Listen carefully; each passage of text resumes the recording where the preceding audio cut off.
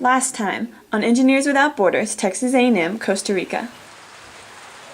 A group of 6 students and 1 professor traveled to San Juan de San Isidro in January of 2010 to begin our project.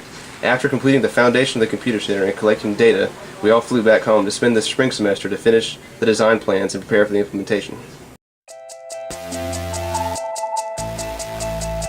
August 1st, 2010 brought another travel team of Aggies to Costa Rica, ready to work hard on completing the computer center. When we arrived in San Juan, we discovered that the work site had been altered significantly, making our original septic system and leach field plans unfeasible.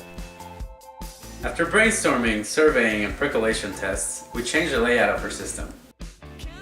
Although this was a stressful process, our new plans allowed us to use a backhoe to excavate the trenches for our leach field and the hole for the septic tanks, which saved us a lot of hard manual labor.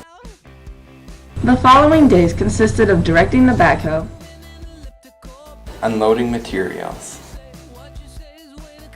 preparing the pipes, and moving gravel to the trenches and the septic tank hole. Once our septic tanks were installed, a few of our team members began working on the walls of our structure by stacking the blocks with mortar and using a string and a level for quality control. Meanwhile, the rest of the team continued to work on the leach field trenches and piping. Unfortunately, a manufacturer's defect caused one of our septic tanks to collapse overnight, so we had to order a new one to replace it. In order to prevent this from happening again, we filled a foot-wide ring of gravel around both tanks before we backfilled with heavy rainforest clay. To give more students a chance to travel, this implementation was split into 2 groups. By the time the second travel team arrived on August 10th, the first team had completed the wastewater treatment system and several courses of blocks for the wall. A fresh set of minds and muscles allowed Travel Team 2 to make quick progress on the walls, adding rebar and concrete reinforcement, conduit, and markings for outlets. Once the bricklaying was complete, we began work on the concrete corona beam and ran into another obstacle. The paper wadding we used to stop some of the holes in the brick had become wet from the rain. When we poured the concrete, some of the wadding slipped down into the walls, causing us to use more concrete than we originally estimated and putting us slightly behind schedule. Thankfully, many community members worked by our sides each day to help us make up for the lost time.